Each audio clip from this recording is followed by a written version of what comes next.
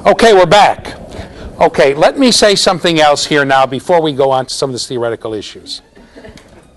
From the point of view of education, okay, from the point of view of education, you have to understand, when something makes perfect logical sense to you, let me break it down into its logical steps, and then I'll teach it to the kids. As long as they approach this logic, it'll be okay. Not if the kid doesn't have your logic. If a kid thinks X has to be something, it can't be 5 and 9, you can no more logically explain pre-algebra to that kid than you can explain addition to the kid who thinks there's more fingers on this hand than on this one, and now think there's more fingers than this one in first grade. If you just do it, sure, it's logical to you because that's how you think. But my mental structure is organized in such a way that I think a totally different way.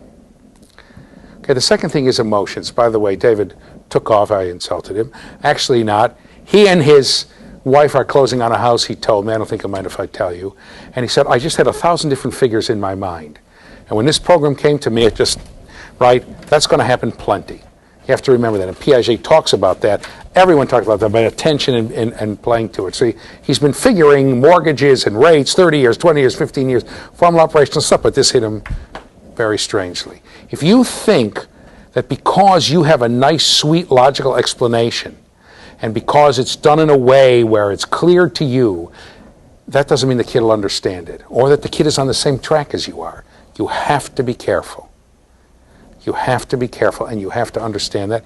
And part of you can wait, and part of it is to involve the kids in activities. Okay? I had one 15-year-old basically locked up in his house for years with a private tutor who, from near I can tell, was a incompetent and slightly monstrous human being. I told you we were playing Chutes and Ladders with him. Did I tell you about this? I'm playing Chutes and Ladders with him. He was 14 or 15.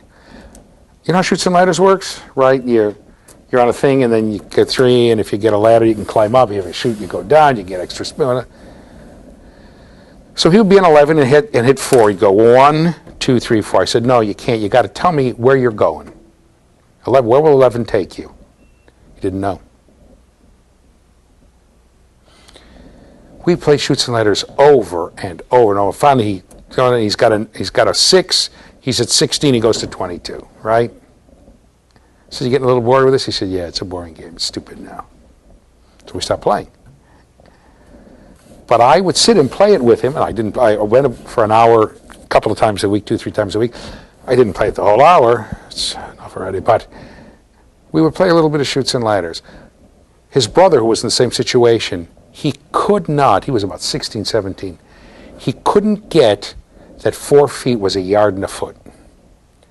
I laid out rulers on the floor for him. I did everything. He just couldn't comprehend. I did it so logically. I said, here, look, here's a ruler. You see that it's 3 feet? I'm going to lay out 3 rulers. I laid out 4 rulers. I said, you see how these 3 rulers are 1 yard and 1 more? He couldn't get it. He just couldn't get it. Now, these are guys who, by the way, are retarded from social interaction. They have such poor social interactions. But I kept doing it over and over and over again, playing things, measuring things, looking at things, 20 inches, how many feet is it, how many yards, how many inches, how many this, how many that. He finally began to catch on, but just by doing stuff, yeah. Wouldn't that be a good reason to teach the metric system? Why? It was the same story. Why? Because it's, instead of 4 feet is 1 yard and a foot, you have centimeters and meters, and it's all broken down into tens, which... Well, you're not pushing down. We're base 10 people. I mean, if we only had 8 fingers, then we'd be base 8 people. And they would have a different system than the metric system. And it's more logical. Even though America does not embrace it, it makes sense. It's not more logical, it's just different. It's more boring, I admit that. First of all, let's talk about the metric system. Converting to the metric system. Anybody know the play Damn Yankees? You gotta have heart. Kilometers and kilometers and kilometers of heart. The traffic's just millimetering along. First down and 9.2673, 8 meters to go. Not 10 yards. How high? Just imagine you have a grandchild that says, tell me, how high is the basket in basketball? Can't say 10 feet. 3.6274469 meters. What's the distance between first and second base? Not 90 feet. Right? 2.679844626 meters. Please. I hate the metric system. Who's ever heard this? Oh, the metric system's more accurate. When people start to lie, you know they're full of it. First of all, if you're rounding off to the nearest degree, the Fahrenheit system is more accurate than the Celsius system, because you've got 180 degrees between freezing and boiling, not only 100.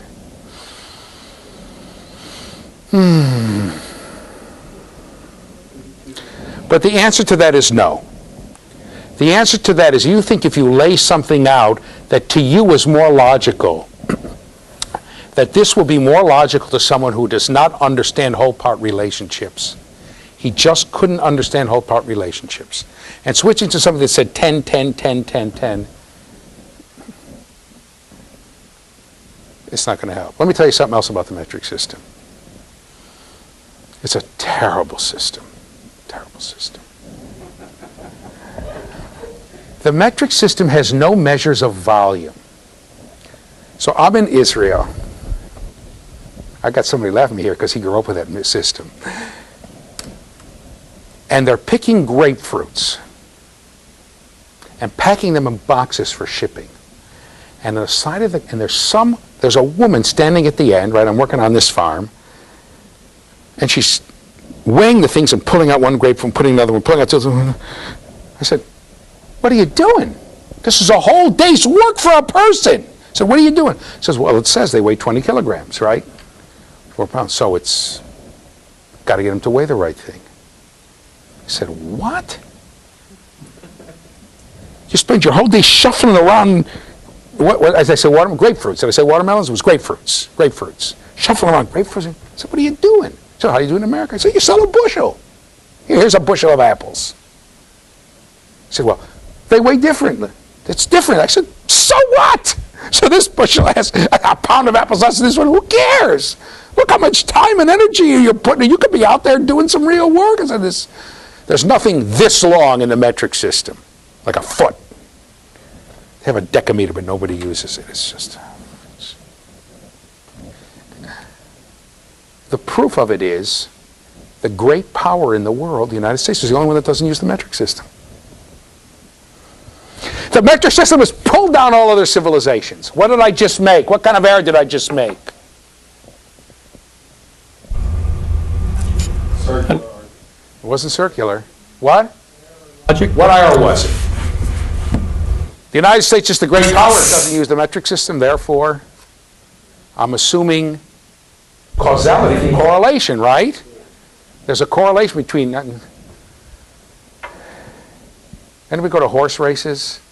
1 1/8 furlong, 2 1/8 furlong, 7 1/8 furlong is 1/8 of a mile. And let me tell you something else. There used to be a thing called the 100-yard dash. The 100-yard dash, one of the athletes, 9 seconds was the barrier. One of the athletes, I still remember I can't remember his name. He used to say, we went to Franklin High School, those of you from Rochester, okay? He could run it. I remember I used to see him running in boots, so they were down to 9.1. Somebody's going to break the 9-second 100-yard dash. Bang! Along come the metric bureaucrats. No more 100-yard dash, and nobody ever did it. Just terrible. Stay away from the metric system. It's no good. It's an attack on our culture. Baseball, football, basketball are all based on the distances on feet. Can you imagine playing football without first down and 10 yards to go? First down and 9.6275 meters to go? What's the matter with you? Oh, you changed the whole thing. Oh, we'll make it meters instead. You're changing the game. What's the matter with you? Push it down. What? How they play baseball in Canada? Yeah, Canada moved, I can't believe it. They moved from miles to kilometers. It was just such a tragedy. Such a tragedy for English-speaking culture. I don't know. Okay, now the real answer is it doesn't make a difference. It doesn't make a difference. Because it looks to you like it's more logical, but only because it has to do, you need an understanding of whole-part relationships and how those work and how parts and subparts, right? And that kid would no more understand that 10 millimeters make a centimeter, right? And centimeters make a decameter, is that what they call it? And that 1,000 millimeters make a meter, and 1,000 meters make a kilometer, and all that kind of stuff. Okay? Go ahead. Don't they play European football also? Soccer, European football, soccer, yeah. Like they have like the football in America, they play in Europe, right? Yeah, but it's first and 10 yards, right?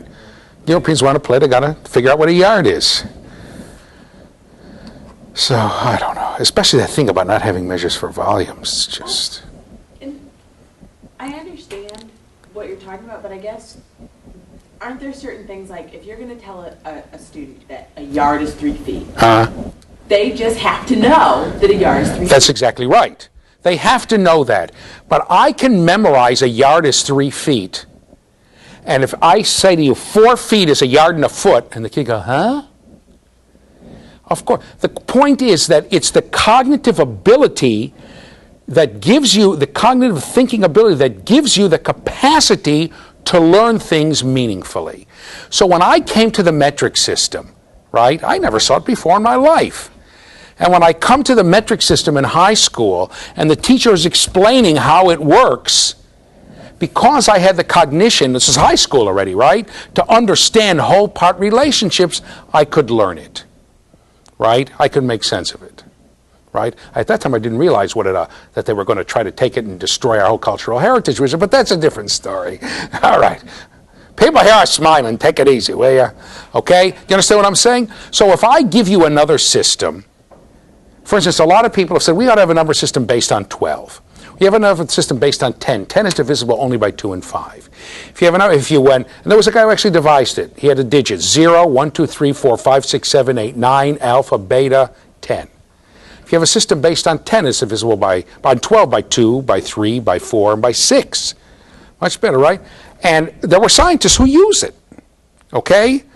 Now, it's a little cumbersome at the beginning, it's a little tough, but it's that you can get it because you understand the principle behind it. I remember when they had something called New Math. Hooray for New Math, New Math. Anybody remember New Math? It won't do you a bit of good to review math, remember it? It's so simple, so very simple that only a child can do it. We're going to teach you math and the theory behind math by having you add in base 7, base 8. So a base 7 would go 1, 2, 3, 4, 5, 6, 10. Like our base 10 goes 1, 2, 3, 4, 5, 6, 7, 8, 9, 10. And to show how you convert from one base to the other. The guy who wrote that song, Tom Lear, actually taught math at Harvard. Right? It just... So they're trying to show you the logic. Right? You look at this stuff, are you nuts? Remember, who remembers the days when you weren't allowed to borrow? We're regrouping. Here, I'll show you. You see? When I learned, right, you have 387, 3... Let's try it again. Let's try it again, wait. You have 524 minus 167. So you borrow 1 from here, and it's no, and then when you get here, you borrow 1 from here, right? No borrowing anymore. Come back to me. We're regrouping. Huh? You see, you tell the third grader, come back here now, this is really 210, so this is 20 of these. And this is really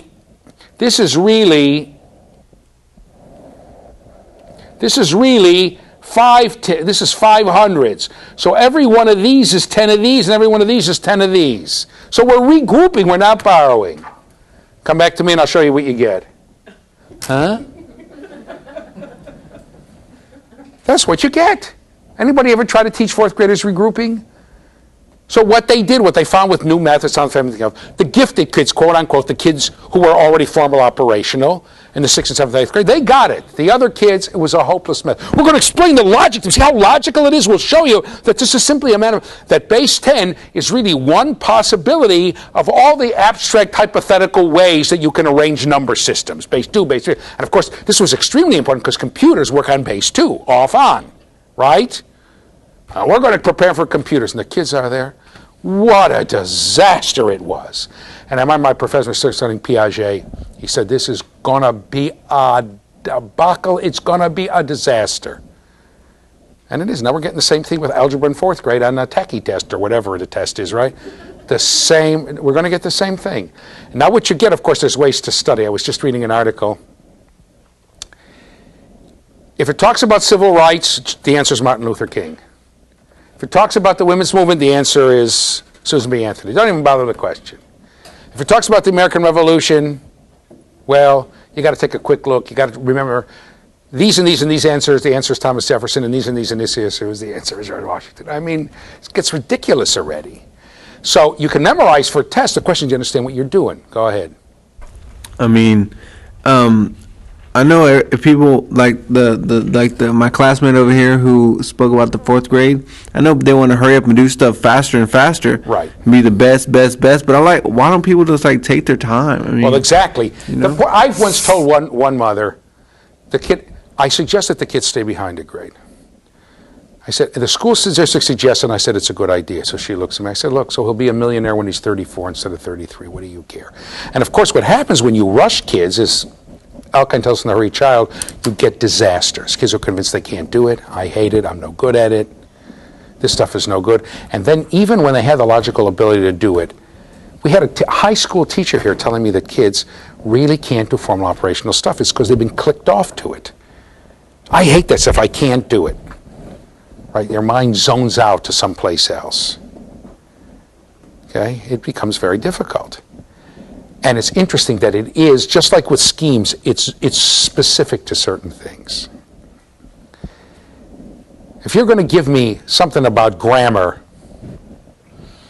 I'm convinced I can do it if I work on it hard enough. It's math, and if it's art, I'm gone. Forget it. Until finally, this guy came and said, come here, I'll show you. We'll make it a mathematical. I'll show you how art works. I'll show you the theory behind it. He brought out a ruler for me to show me how to do perspective. And so he took me back to the basics, and he slowly convinced me maybe I could do it. Then he left, and I'm freaking out again, right? So these are the kinds of things. We have someone in this class, a student in this class, who's a professional musician who offered to teach me how to play the piano. And he'll tell you, I've been putting them off and putting them off and putting them off because inside I've been switched off. Because I was never taught the theory behind it. They put me, so you've got to be very careful. And I know when I got switched off in middle school, people tried to teach me stuff I couldn't quite get. So you have to be very, very, very, very, three more, very, very, very careful. Remember, you're right, Colleen, right? Colleen is right. There are certain things you have to learn. But learning is not the only thing. There's also thinking. It's not just the quantity of your thinking, it's the quality of your thinking. That's right. It's a good idea for kids in Texas to learn what the capital of Texas is. Right? After all, we all have to take our state history because all of us grew up and live in the state where we went to 7th grade, right? I remember Georgia, my wife got her teaching certificate in Georgia. And Georgia and Texas have reciprocity in teaching license, except you have to take a Texas history test, Texas state history test. So she didn't know anything. She said, why didn't they give me a Georgia state history? I know plenty about that. And she taught in Georgia 1 year and then left, right? That was it. So she's been teaching 100 years down in Georgia. So some of it's silly, but it's okay. She read the book. She got the idea, right? And there's less Texas there. Imagine New York state history, Massachusetts. You have to go back to the colonial times and every little thing that happened. My God. Anyway, so you get the point. But it's not just, you have to learn it, so teach it. Maybe it's true you have to learn it. But you have to understand not only what kids know and don't know, but how kids think. And you have to set up activities like playing Chutes and Ladders, like playing Monopoly, right? Like having games, like letting kids interact that enable kids to slowly come to this conception themselves and to develop it. Math games, etc. And it's difficult. And of course, when you have high schoolers who can't figure out how to add what you've got there, you're busting through a tremendous emotional barrier. That's all there is to it. All right, let's talk about some theoretical issues about Piaget. Here I got a very clever cartoon come to the right. See how cute that is? I was going to put theoretical issues on all of the, then I decided it was a little stupid, so I just left it here. Okay, let's go Piaget's assumptions. For Piaget, people are very active. Active. This means, come to me, right? They are constantly reaching out, trying to make sense of their environment, reaching out, making sense of their environment, and trying to understand it. You can't shape people. People are taking information in and making it fit their own cognition, and at the same time reconstructing their own cognition at higher levels to try to understand things. Okay? Now you can teach people things, obviously, but that teaching is taken in by an active thinking, creating individual who's trying to understand things. And once you wipe understanding out, you get the kind of education that we get. That's why there's something deadly, emotionally and psychologically deadly about studying for exams. Just memorize the answers, memorize the answers, memorize the answers. I'll never forget the time I was a counselor. It's a big secret. Don't tell anybody I was a guidance counselor for a year in Israel. And they're reading a poem by a Hebrew poet, and he made up a word. He just made it up. Of course, it went into Hebrew because he's Bialik's his name. He's the poet laureate of Israel. You know, he died a long time ago. And the word, it makes it safrir, it was taken to mean a breeze. A breeze. I was chasing after a breeze. Again, it's a metaphor.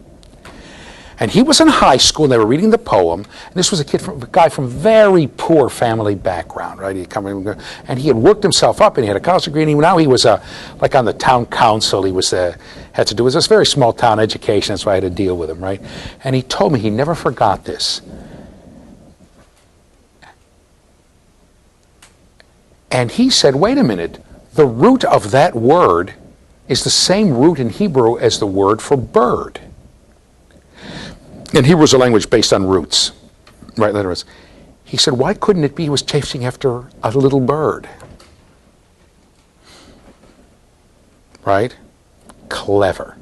I didn't know Hebrew that well. I told him, that's good. That's thinking. That's creating. The teacher should have said to him, that's good. I got to go back and check out why they decided that word is a breeze. It means a breeze, a slight wind. The word at the end means a little one, or the ending of it, a diminutive. Instead, she said, "You're wrong. It's a bird. Memorize that for the test. It's a breeze." You understand how standardized testing stomps out creativity, right?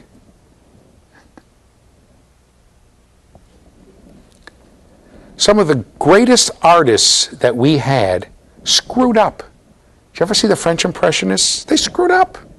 They're painting people without faces. They're leaving stuff out. They're distorting colors. The Faustian, what the heck was their name? The Fauvists. Painting blue horses. What the heck is that? And then Picasso, what is he, nuts? Cubism? Squares? Distorted faces? People twisting Modigliani. Anybody seen Modigliani's women with their long necks? Took me a long time to realize how beautiful those women were. Just beautiful creation of the human son. Their long swan like, what are you, nuts? No, not nuts. It's creative. Different ideas. And that for Piaget is the key, creativity, understanding. Don't worry, I'll be harassing you about this when we get to humanism too. Okay?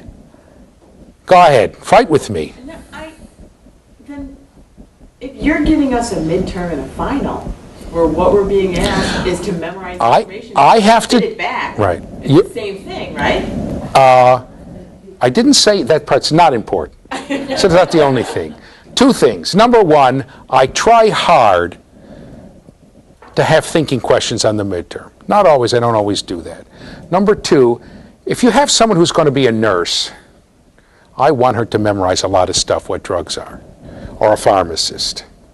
I remember, right, if you're smart, you'll go to your pharmacist and tell the pharmacist all the drugs you're on and say, I want to know about drug interactions. Even after the doctor tells you, don't worry. Okay? I got a doctor and I trust him completely. I still ask the pharmacist. Right? Doctor gives me another drug, what do you think? I had one drug. He said, if you have high blood pressure, uncontrolled high blood pressure, don't take this. Doctor gives it to me. Now I have controlled high blood pressure, right? I only get high blood pressure during summer school. That's the truth. Okay, and it's. But I went to the pharmacist. He asked me some questions. He said, now you have controlled blood pressure. It's all right. You can take it. Okay? And he knew. I want him to know a lot, right? But my daughter's in nursing school tells me, you have to learn this technique and learn that technique and learn this, and I want her to know it. On the other hand, she said, you have to figure out if the doctor gives an order and the decimal's in the wrong place. There's some people ready to do it. So it doesn't make, wait a second, you can't give a million milliliters of this, right? Just screw it up here. So it's both. Obviously, there are things you have to know. You want a civil engineer to have memorized a lot of stuff about buildings so the roof doesn't cave in on you, right? So I'm not saying there's not things to learn. It's important to learn things. It's important to know things. But you have to realize, especially when you're working with children and with budding adolescents, okay, that knowing and memorizing, right, is in the context of the ability to think. Then why endorse a regurgitation instead of reinforcing networking and cognition? You should do that. I mean, the only reason I'm using the purposes of this class is because I'm not in the schools. I'm still getting there. So if we go through and we study and we learn and we can pick B out of the 4 possible answers, Right. then you're still getting grades from us and getting information from us. But it depends what B is. It depends what B is. I'll give you an example. Did I tell you about Lou Flirpa? Lou Flirpa, here. I told the kid here, come to the overhead. Lou Flirpa, okay? Lou Flirpa is April Fool's spelled backwards, okay? So I gave the kids a question. I said, okay, come back to me. I said, Lou Flirpa was a Swedish explorer. I made it up. It's just who came and explored in America. What date was Lou Flirpa's date? I put down 1396, 1522, 1840, and 1927. Hey, Mr. Lieberman! We never talked about this guy in class. I said, are you sure? Yeah, we never talked about him, hey! 2 kids got it. Couldn't be 1391, that's before Columbus. But Couldn't be 1800. What are you talking about? We didn't have Swedish explorers here in the time of the Civil War. And obviously it wasn't in the 1900s. So it depends what those questions. I'm not saying you can't use questions like that. I'm not saying a lot of the stuff on the SAT really tests your ability to think things through. But the question becomes, is that all you're doing? Is that all you're doing? That's why I give written assignments. I try to get people to think a little. Go ahead. the only thing that bugs me about your Lou Flirpa Uh-huh. example is the fact that Leif Erikson came from Greenland and came over before Columbus did. So if you're saying Swedish and someone who Right. Could be. That could be. Come over in 13-something. Could be. And the 18-something answer, or the Right. other answer could have been correct. Could be. If a kid had come to me and said, hey, what if he had been a Norseman, I would have given the kid credit. Obviously. You can give all kinds of questions and tests that get it thinking, and there are things you want kids to know. I'm not saying if you're a math teacher you shouldn't have equations to solve. I'm not saying if you're a history teacher you shouldn't ask kids. And I must tell you, obviously, it frightens me that there are people out there who don't know how the Electoral College works. Right? It frightens me. By the way, on the news they were saying Electoral College. My wife says Electoral College. I looked up the dictionary. The dictionary says Electoral College, so that's what I'm saying. Okay? It frightens me to think that people wouldn't know history. I'll give you an example. I think much of what goes on in multiculturalism, bilingual education, is due to a lack of understanding of history. That's my opinion. We had a period from the 1920s to the 1960s where there were virtually no immigrants to America. All of a sudden, immigrants began to come in the 60s, and, there was a brand new experience. But it wasn't. It wasn't a brand new experience. We'd had immigrants before that, right? And I'm old enough, I remember. My mother was an immigrant, and she remembers, right? She was in that, came in the 1920s. And right, you had a lot of people coming. There was a lot of upset, a lot of anger, a lot of prejudice, a lot of opportunity, right? A lot of working inside the ethnic community, a lot of going outside the ethnic community. You ever go onto the radio stations and just look on so you can see how many Spanish language radio stations there are? All those people, most of those, I even know one guy, are owned by Spanish-speaking people, by people they're making it big inside the community, and other people are making it outside. The process is very similar. It's a little better even now because we have laws forbidding discrimination, etc. So I want people to understand the historical processes of what goes on in poverty. If you were to tell people today that there was bitter discrimination against the Irish, it's hard to believe. Right? You realize, I'll tell you right now, I'm not supposed to do this. This lecture is being held on Election Day. The fact that Kerry's being a Catholic is a non-issue. That, to me, is one of the most important things about this election. When Kennedy ran, oh boy, was it an issue. The whole country was up for grabs. He went and talked to Protestant ministers to assure them that he wouldn't let the Pope run the country. I mean, all kinds of bigotry floating around about Catholics and how they functioned. Right? No, nobody thinks about it so things have changed. So obviously the things you have to know. But what I'm saying, the knowing has to be in the context of understanding. Things you have to know. Yeah, go ahead. I didn't say quality only. Learning is important too. I think the problem is that a lot of students, without even understanding, don't even know just the basics. Right. So that's why they get, confused and freaked out over That's right. You have to know the basics in a lot of areas. The question is, look, everybody has to know how to add, subtract, multiply, and divide. We all agree to that, right? But if you're going to teach a kid to add when the kid is 4 years old, and I've even seen 3-year-olds. So a 3-year-old get eye blinks, right? Yeah, I'll tell you what happened. In the 1950s, early 1950s, when Israel was founded, the prime minister's name was David Ben-Gurion. He decided we need to settle the desert. So they made a decision, look, from now on, new waves of immigrants, we're going to encourage them, we're going to settle them in the desert. Put them in the desert, we're going to have homes in there, they're going to go into the desert, into the southern part of Israel. Right, in the southern part of Israel, which was the desert. He had his vision about building the desert, right? Because it actually constitutes more than half of Israel's territory. So it just so happened that the people came in the 1950s. What happened is there was tremendous upheaval in North Africa. Okay, all these colonies getting free from the French. And the French decided, okay, but remember the French had this thing that the citizens of Morocco and Algeria, they're Frenchmen. When the Moroccans and Algerians said, no, we're not, get out. Well, the people who wanted to leave, okay, the French said, okay, we'll accept you into France as French citizens. And of course, there was tremendous friction between Israel and the Arab world at the time. I guess there's a few countries. At that time, no Arab country recognized Israel had anything to do with it, so a lot of the Jews ran. And what happened is that France kind of said, well, if you're an engineer or a doctor or a lawyer, we'll let you in. But if you're poverty, there were Jews who were extremely poor. Okay, some of them, even the Jews from the Atlas Mountains, who actually lived in caves, right? They were so poor.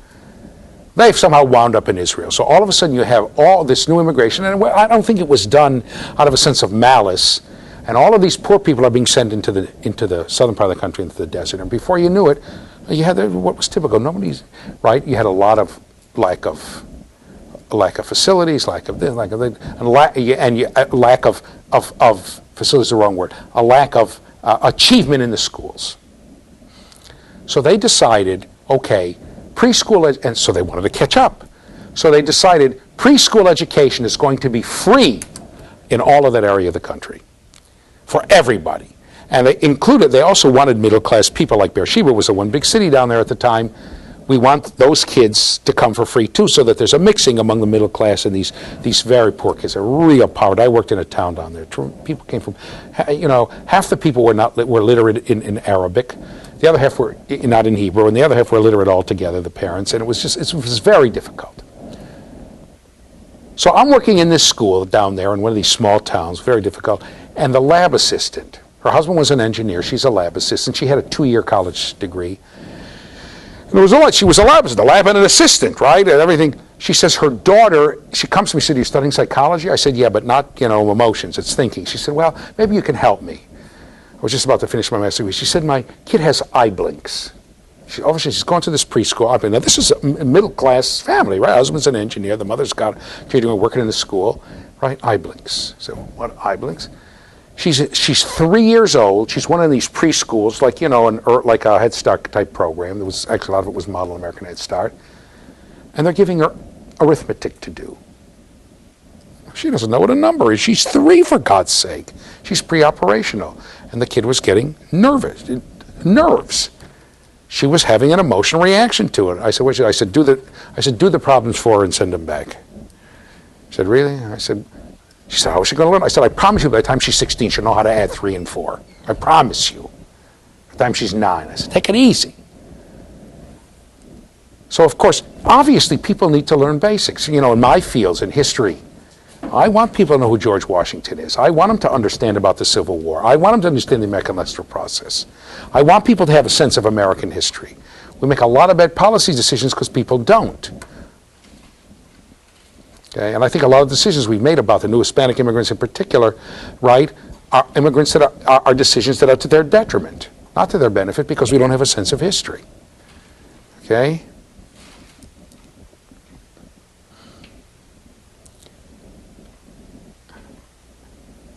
But again, people have to, this has to be inside the concept of what kids understand.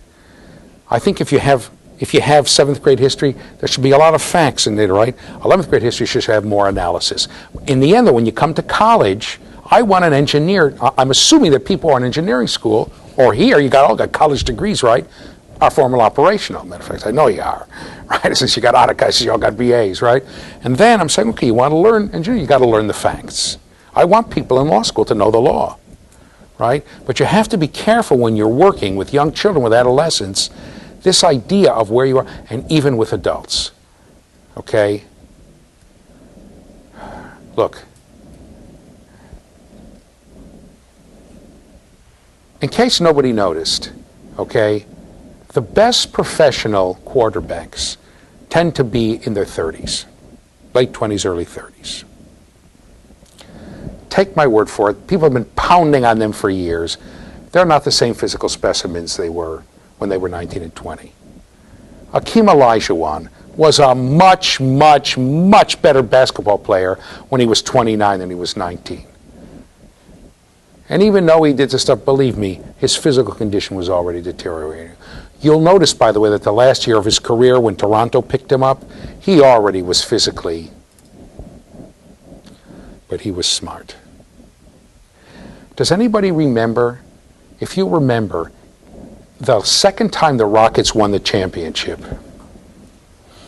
the only Houston team that ever did? How sad. Anyway, the women's basketball too won a championship. I take it back. Okay. Only men's team that ever won a championship. The women's basketball seems to be the only thing Houston can get straight sometimes. Okay. He was playing in that final against Shaquille O'Neal when he was brand new. Shaquille O'Neal was bigger than he was, younger than he was, clearly in better physical shape, and Olajuwon made a fool out of him. You can't do the 2 Neil anymore, right? Because Olajuwon was much smarter, understood the game better. He was very formal operational. He had all the nuances down. And O'Neal was a rookie. He didn't. Okay? And people said, oh, man. And I remember saying, what I love to see these two guys play each other in their prime, because you could see O'Neal was a phenomenal player. But it wasn't going to happen. Because of the time O'Neal got into his prime, Olajuwon would be past his. Right?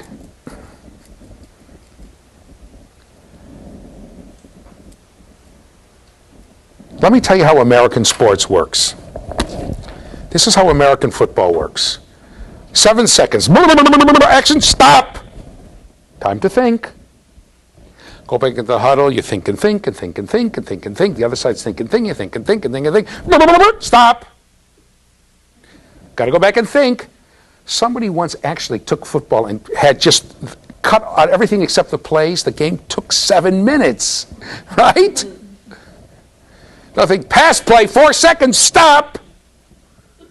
Got to go think. Push it. Go ahead, say it. Every part of the ground. That's right. That's it. See, this is a guy who didn't grow up in America. He just doesn't get it. Stop right. It's a stupid game, right? But then he's going like this. I don't know. Right? Baseball. Every pitch, think, think, think. Pitcher here, play fish, there. Think, think, think, think, think, think. American games are thinking. Okay? It's a football game. You come down, you think, you're thinking, they're thinking, you line up, they outthought us. Now you have to call an audible. In 4 seconds, the quarterback has their 15 seconds. The quarterback has decided to do. He's yelling and screaming. He's changing the play because they outthought us. By the way, American basketball is the same way. You go down, you can see how people are running. How come Larry Bird was such a great player? Could think. He saw the whole court. He saw the whole court. He could think. He couldn't jump. Wasn't that fast. He had a good three-point shot, but he could think. You ever see him pass? I remember the high school, the NCAA championship with, he was in Indiana and Magic Johnson was on, what, UCLA? I don't remember. I can't remember. What? No, Michigan. Michigan, right. He was on Michigan. What a game. These guys were so clearly intellectually superior to anybody else on the court. Could see the whole, Bird is passing here, passing the play. All of a sudden the ball's in there and they couldn't believe it. They were open. Bird saw him because he was smart, right? And he finally ran into a guy who was just about as smart as he was, Magic Johnson, and Michigan won. But it was quite a, right? That's why the best pro quarterbacks are in their 30s, because they can think it through. If you were to give Einstein a pro playbook, I'm not so sure he'd catch on. And I'm not so sure a pro quarterback would catch on to nuclear physics so fast. Or even though you clearly have to be formal operational. And you'll see players with great physical abilities who don't make it because they're just not that smart. They just can't get it. You pass off, wait 1 second, you pass off. That pass means this is going to happen. The next pass, this is going to happen. The give and go, how does that happen? How do you know where the guy's going to be? It's thinking, thinking, thinking, thinking. So let me just tell you about soccer. First you have pre-operational soccer. Who's ever coached 5 and 6 year olds playing soccer? What do they do? Go ahead. Go ahead, say it. Go ahead. They just kind of congregate around the ball. Right. It's like the ball's a magnet and they're full of metal. They just run wherever the ball is. Play your position. Oh, okay. Run after the ball, right? Did you ever coach them? Yes. It's amazing, isn't it? You just see them. You scream at them, play your position? She gave up. Go ahead, say it. Yeah, you try, but you give up. You give up, yeah. Then there's concrete operational. Once I saw concrete operational basketball. This is how it worked. I'm going to stand up. Ready? Here I come. All right. Concrete operational basketball. Okay? The coach had told them, zones. You're playing the zone.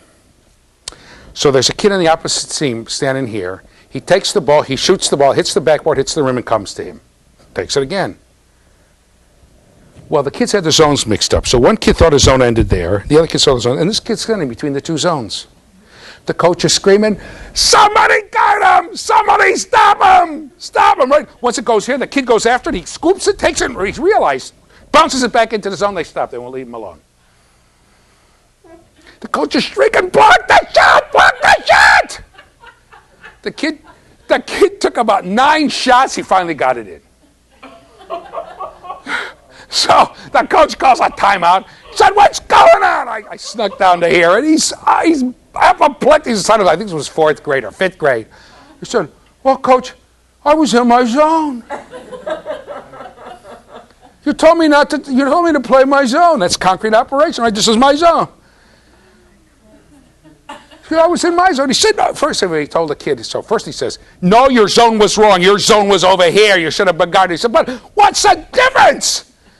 If you see nobody's guarding the guy, get over and go. Oh, coach, you said you got to play and stay in your zone. That's because he had just seen the kids all running after the ball before that, right? That's concrete. Football, concrete operation of football. You go short, you go long, right? That's how I used to play in the street. So ultimately, and say it again. You try, go ahead. You try, and then you eventually give up. Because they don't understand what you're talking about. They don't understand what you're talking about. And I still remember my son who loves soccer, one of my sons loves soccer. He finally got the idea of zones, and then when he got older, he got the idea about being creative around the zone. Well, if the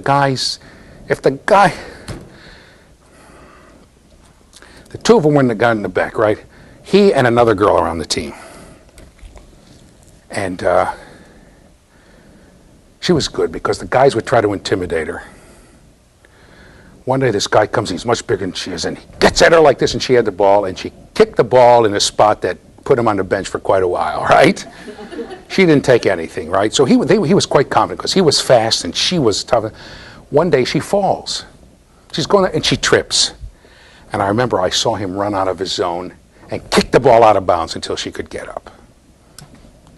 And he came back and said, and the coach was proud of him, and he said, he got it, right? He got it. That the zone is there, but at some point, I think they were in about 9th grade, 8th grade, it was last year he played there. He got the idea that you can push the ball out of the zone and it's okay. You can run out of the zone if there's an emergency or something happens. He became creative around it, right? And I remember when he couldn't get the idea of a zone, he's running after the ball like this, right? So these are the kinds of things. Once you do that, you begin to teach certain kinds of strategies and certain kind of things you could do, right?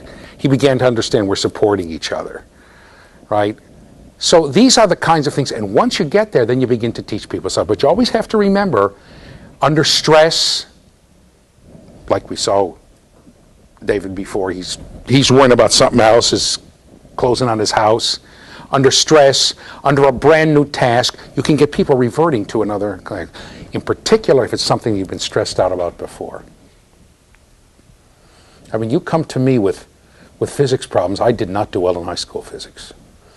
And I can feel the stress. I did research with a physicist, and he could sense it, right? And he used to say to me, Lieberman, I like working with you. He said, because you don't know anything about physics and you admit it. You understand the scientific method, but you don't know anything about physics and you admit it, and you don't think you're smarter than I am, right? So, and he used to use me as a test, like he'd take a textbook and he'd say, read that paragraph. I said, this doesn't make any sense. He said, if it doesn't make any sense to you and you don't know anything about physics, right? Computers intimidate me unbearably. Machines intimidate me. Because obviously I was asked to do things before I was developmentally ready. And that's the key. So I'm not saying don't teach kids stuff. On the other hand, I am saying one other thing. The understanding is indeed more important than remembering the specific facts. The question of whether remembering the specific facts leads to an understanding is a good one. Is a good one. If someone wants to come here and say, I want to do a 25-page paper on Adler, instead of all the test items on Piaget and Erikson, I tell you, okay. Colleen is just sitting there, okay? If you want to do something else. And the truth is, there are more creative ways to teach class. It's tough when you're on TV and all this kind of thing. And I understand that this class is a compromise. But at least there has to be a sense of what's happening. And you need to have a sense, right, once I got a bunch of college graduates, I figure, well, they can learn the material, they're all formal operational, but there needs to be a sense of some kind of a, especially with younger kids and with adolescents, of what can they think, what is their reasoning, do they understand what's going on? Piaget talks about, let's keep going here on the overhead, and I'll tell you here, people active or passive. Let's go to the, not the overhead, I'm sorry, the PowerPoint. And Piaget is going to tell you, we learn by developing. Development explains learning. Your level of cognition determines what you can learn meaningfully. So I can go 1, 2, 3, 4, 5, 6, 7, 8, 9, 10 and say your 5's more than my 5, as that little girl said to me. I told you that story, right? Okay? And people change by interacting with their environment. That's what adapting means, interacting with their environment. And people are motivated to learn and to adapt. To become, come back to me, to become what Piagetians call competent in their environment. White did this, I think Herder was the name of the, I think that was their name. The two people who talked about this. Competence. So the whole nature, what does adapting mean? It means becoming competent in your environment. The whole nature of the human being is to be competent. And when you give people messages of incompetence, they switch it off. I'll be damned if I'm going to do something that shows once again how incompetent I am. I'm not going to do it. I'm not going to do it.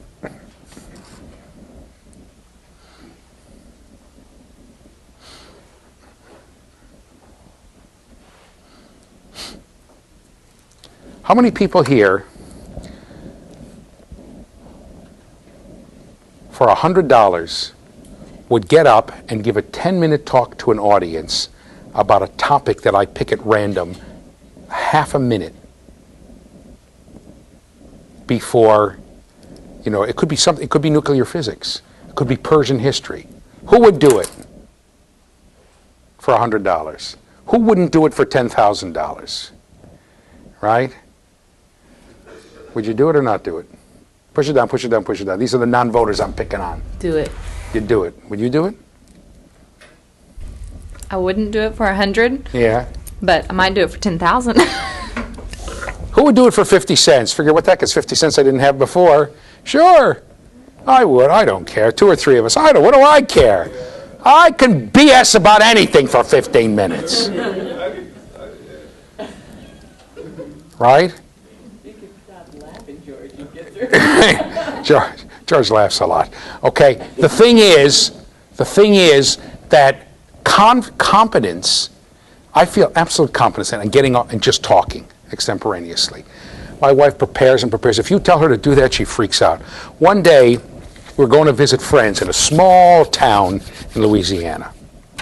Actually, not so. They were in Lafayette. Okay, in Lafayette, Louisiana. But there were 2 synagogues there, and they belonged to the smaller one. They didn't have enough money to hire a rabbi. It was just a small congregation. They had a retired rabbi who showed up once in a while, but he was out of town. They said to me, can you give us a talk? Well, instead of listening to ourselves talk, can you give us a talk? I said, sure. I prepared a talk, and then I'm sitting down there, and I'm going, and the president said something. And in Judaism, every week you read a portion of the 5 books of Moses, and it takes a year to do it. You circle in a year. And I heard what he said about the nature of the congregation, and I saw what was in the Bible reading for that day. An idea hit me. It's much better than I was going to talk about. As he was talking to, and then he turns around, and then he talked 2 minutes to introduce me. I got up and gave the other speech. It was terrific. Much better than what I had planned, right? My wife said, how could you do that? Because I feel competent. The truth is, I would do that about almost, notice what I mentioned, but if you were asked me to do it about math, I got a little knot in my stomach. If you asked me to do it about art or music, I wouldn't. I would talk about something about art and music history, or about kids learning art and music. I would finagle that. Oh, that's not a bad idea with math. I'll take the 50 cents. Nothing to it. Other people wouldn't do it because that gets on their nerve. And that comes from this feeling of competence. It's the same thing that Bandura talked about when he talked about self-efficacy. We're going to see it more and more. This idea of a feeling of competence is crucial for learning. And that's why, I can't believe I forgot your name. Oscar. That's why Oscar is so frustrated with those seniors who can't seem to learn the quote-unquote basics. And let me ask you a question. You know that if they would try, they could do it, don't you? Push it down. If they would try, that they have the cognitive ability to do it if they would just apply themselves, right? Some of them. Some of them. But they don't because they know they can't already. They feel incompetent. And Piaget is the strongest person about saying the very nature of a human being is to become adaptive in the world, to become adaptive. And if you tell people you're not adaptive, you're incompetent, you click them right off. You turn them off. And they won't do it. I refuse. It goes against the very nature of a human being to do something that shows that he or she is incompetent and it cannot grapple effectively with the environment. I hate that stuff. I'm no good at that stuff. I won't do it. I tried it. You've all heard this if you've been teachers. I tried it. I know I can't do it. I'm getting off the soapbox for 2 minutes. Okay, let's go back to the PowerPoint. Okay. Whoops. Got a little mistake here. Let's go back to the PowerPoint. How important is behavior? Piaget says, once again, we don't know much from behavior. It's the logic that produces the behavior that's important. Oh, my 5's more than your 5. I tell you about my cousin teaching his kid about the water. I go to my cousin's house. He invited me. It's my cousin's husband, but they invite me over for dinner. And it come back to me, and his daughter's there. And he said, what are you doing with this graduate stuff? He was a businessman. So I took 2 things of water. I said, I'll show you. And I took 2. I didn't expect him to do that. So I took 2 glasses, identical glasses from their water in their cabin, filled them up with water, and the kid, to the same level, the kid told me it was the same. Then I took a taller, thinner one, and I poured it in there. I said, are they still the same? She said, no, there's more in here. It's higher. She said, wait a minute. He said to her, look. Don't you understand it's the same? It was the same when it was in here, right? Yeah, now it's the same too. She said, no, this one's higher. He said he didn't add any take any away, did he? No. So if he pours it back, it's the same. She said, yeah, it's the same if it's the same, but here it's more. He was so frustrated. She says to me, you come back next week, I'll teach this to her. I said, okay. Another free meal, what do I care? Come back the next week. I take out the 2 glasses. So the same? She said, yes. Pour the water in the thin, narrow one. I said, are they still the same or does one have more? I have to give both options always. Never say which one has more. Because that's an adult telling a kid, I think one has more. Or are they still the same? That's an adult telling a kid, yeah. She said, oh, they're still the same. I said, how do you know? I want a reasoning. She said, you didn't add any, didn't take any away. So that's good. But I knew what he was doing. I brought a Pyrex dish, low flat Pyrex dish. I said, let's try another one. So I filled the 2 things the same, and then I poured into this flat Pyrex dish. Of course, the water level goes lower. She says, I said, it's still the same? She said, oh, no. She says, there's more in this one. The water you poured is less because it's way down low. I thought he was going to flip out, right? So he taught her, but you didn't really understand it. For Piaget, it's the thinking and the logic that make a difference. Did I tell you about the physicist who was going to fool me by banging out the clay? Right, the electrons coming off? Yeah, I did. I don't care what your answer is. I want your logic and thinking, and that's very important. And that's why so many of Piagetians are so worried about the standardized tests. There have been attempts, like on the standard. The trouble, like there's a writing portion now. The trouble is the kids are told exactly how to write. Do this, do this, do this, do this. There's no creativity in it. And a lot of people are critical of not the test themselves, but what's on the test. This thing, well, if they're asking about civil rights, it's Martin Luther King. If they're asking about women's rights, it's Susan B. Anthony. You know, it's the items that require a thing. And it's oftentimes, on standardized tests, the SAT and others, there are answers that are just wrong. For instance, there was one question. But they have, for instance, on the tax math portion, they have tried to ask more questions. What would be the next best step? What should they do next? What's missing from this piece of information?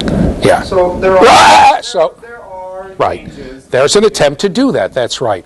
One time there was a thing, so-and-so had a blank disease of the lungs. And the correct answer was pulmonary disease of the lungs. You had pulmonary, cardiac. Huh? We're going to have a pulmonary disease of your feet? Pulmonary means a lung disease. It's bad English to say it's a pulmonary disease of the lungs. Of course it's of the lungs. That's bad English. That's not good English. To say the person has a visual disease of the eyes. That's what it's saying. Really, I thought you had a visual disease of your nose. What are you talking about? It's poor English. That kind of stuff. There was actually one in which there was a math problem. The kid actually was it had to do with one hard question on the SAT. The kid actually brought a proof, a mathematical, to show that it was incorrect. He built a model talking about it to show that they were incorrect. So that happens once in a while. But in general, there's this whole kind of thing. And I showed you on the IQ test. Don't think too much. How much change for $1? Oh, I don't know. What's the tax? That kind of stuff. And so for Piaget, that's a good answer. If the kid says, I really can't tell, I have to figure in the tax, that's a good answer. The kid's thinking. Okay? And for Piaget, let's go back to the PowerPoint. For Piaget, thinking is all important. And he said, and I gave the articles to read in the Think book, the most important thing is not the thinking, it's the reasoning that produced it. And remember, along the way, you can have good reasoning. The kid who says, come back to me, okay? The kid who says, she teach me yesterday, okay, is developmentally behind the kid who says she teached me yesterday. Because that kid has now got a reasoning process that you use d or t, right? Teached or walked.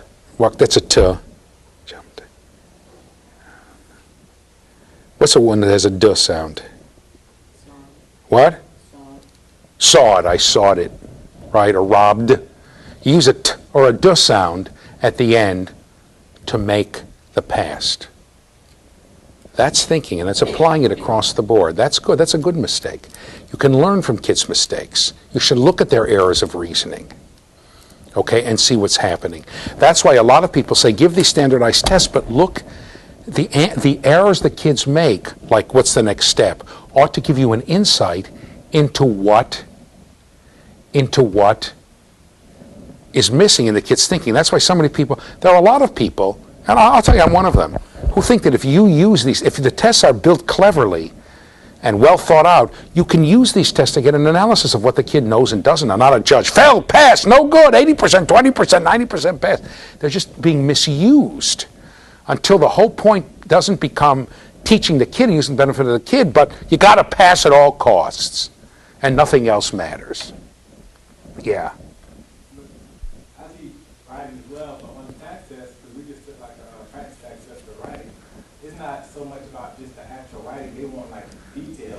So you may have a kid read a passage, and they sit up there and tell you what they think the passage is about, which may be right, but it doesn't include enough detail, and it doesn't include what they think the passage is about. But my question is, if a kid gives a unique interpretation or writes in a style, writes in a style that's different, could the kid pass the test? If the answer is yes, that's fine. But usually the answer on these standardized tests is no. There was one teacher who told me, this was in the days of the old Teams tests, that she went to a creative writing seminar about the 10 mistakes you should avoid. It's 10 things you shouldn't do 10 things you must avoid doing in order to have good writing. The 10 mistakes of trite writing. Trite, stodgy writing, right? She said somebody came in to practice for the Teams test, and she said, I had to pass the Teams test. She said 7 out of the 10 things were on the list of ways to do it. You know, so you have to be careful. I'm not, once again, what I'm saying is that when it becomes the be-all and the end-all, if a test can be used to show kids how to develop their writing, that's one thing. But if you have a test, like one time, this same teacher, by the way, came to me, and she saw a girl who had been in bilingual education, went into regular education. She had to do the writing portion. She freaked out. Obviously, she freaked out. She didn't write one word. She panicked. So she goes and talks to the counselor to tell her, hey, this kid obviously is panicking about writing in English. Goes to the counselor, said, you know, that whatever her name was, so-and-so didn't write. And the first word out of the counselor's mouth was, oh my God, it's going to take down our scores. That becomes the problem. And a lot of people, and we'll tell you, these tests, who cares what the scores are? They're irrelevant. The scores, the point is not how many passed and failed, but what can you tell about each individual kid? And a good test can help you, can give you some hints like that. right? There were tests actually where each incorrect answer was supposed to be a hint about what the kid is missing in his or her understanding. That's what good tests do, not have what the Princeton Review calls Joe Sludge factors. I'm going to trip you up. Okay? Let's go to one more thing here.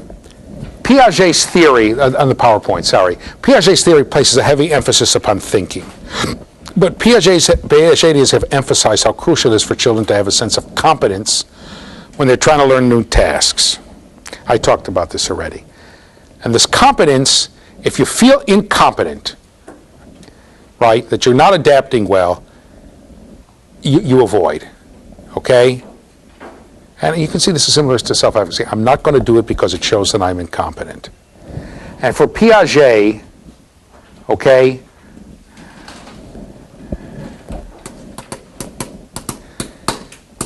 there's only one word. To the first and third question, there's a one-word answer. I'm going to let you give it to me. I didn't put it in here. What should schools be trying to accomplish?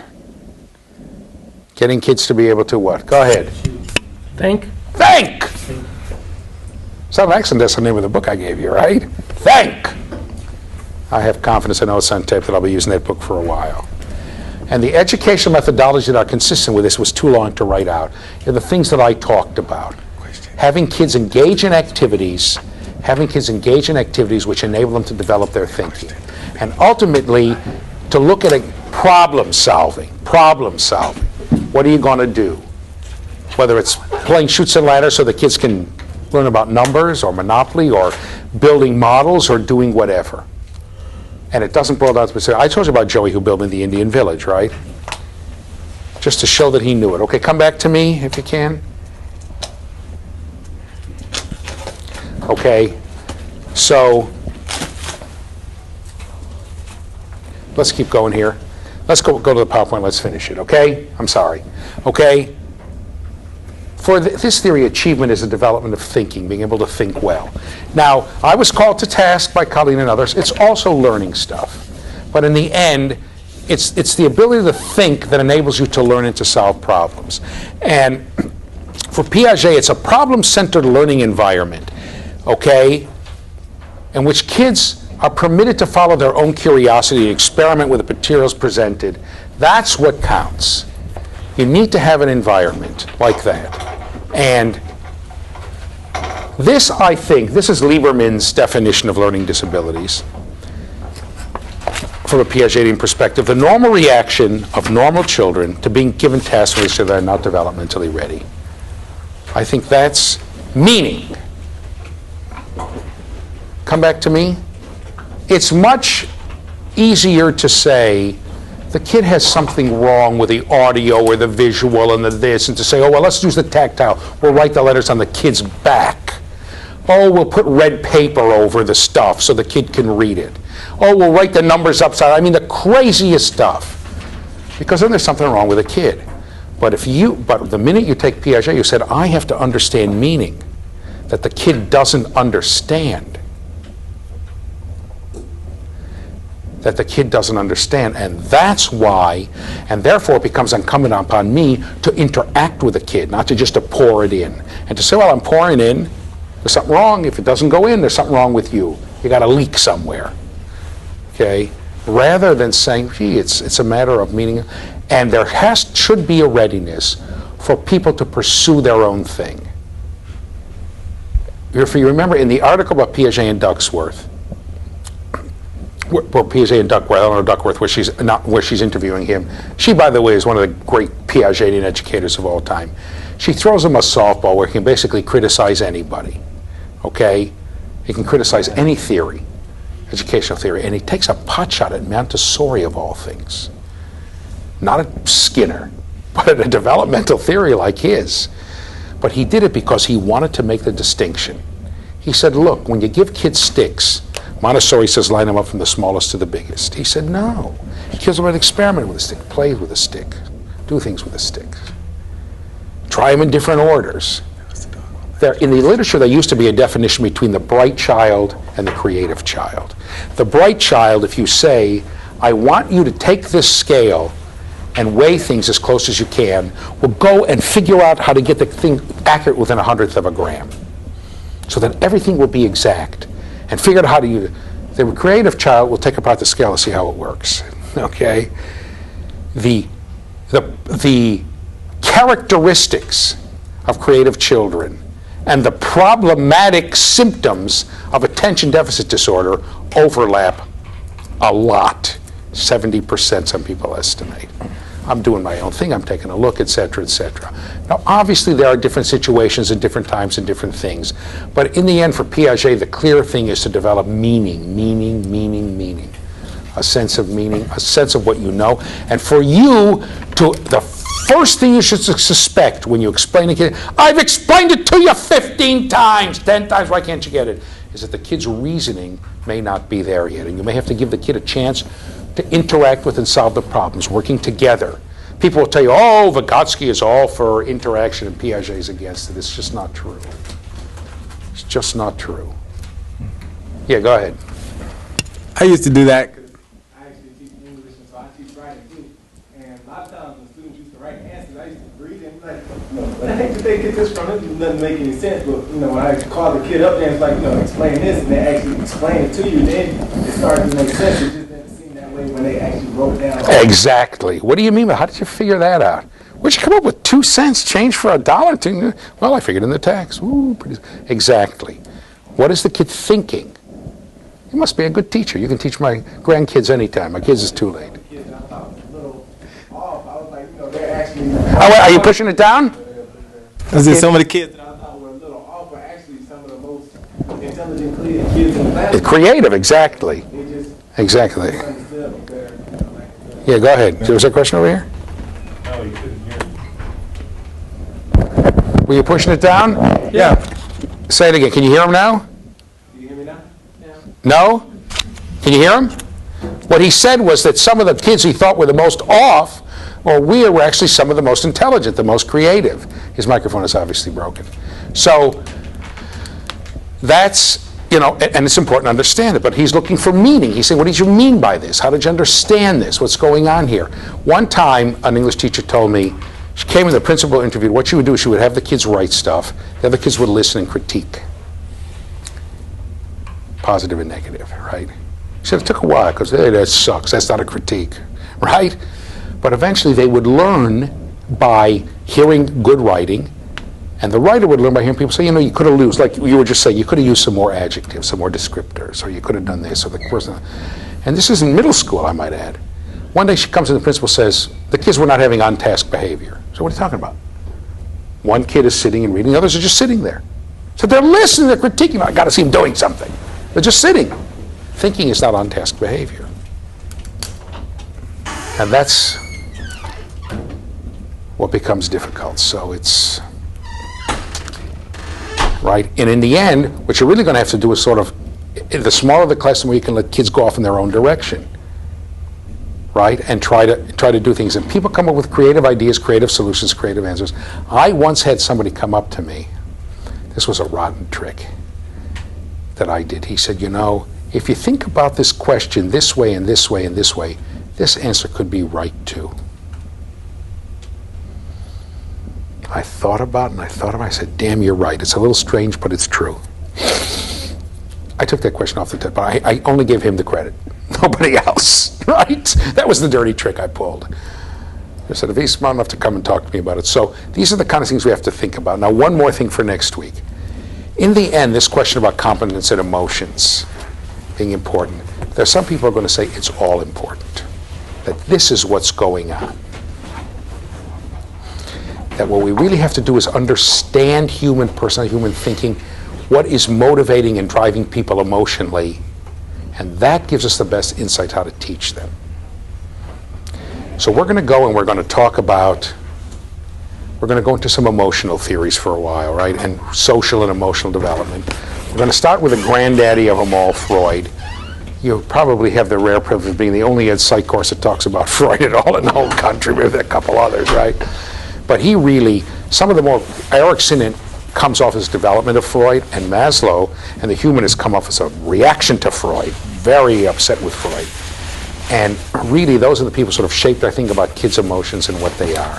You can see already from Bandura and Piaget, and now we're going to give them more vociferously, treating kids like little machines, processing information and taking it in, right? It's probably a mistake. Self-regulating, well, you self-regulate, but meanwhile, there are emotions and all this stuff roiling in there. So next week we'll start with old Siggy, and then from there we'll go on to some of the other theories that came off of his, and we'll end the course with going back to a Piagetian framework for emotional and social development. Okay, see you next week. What grade do you teach English? Stop it.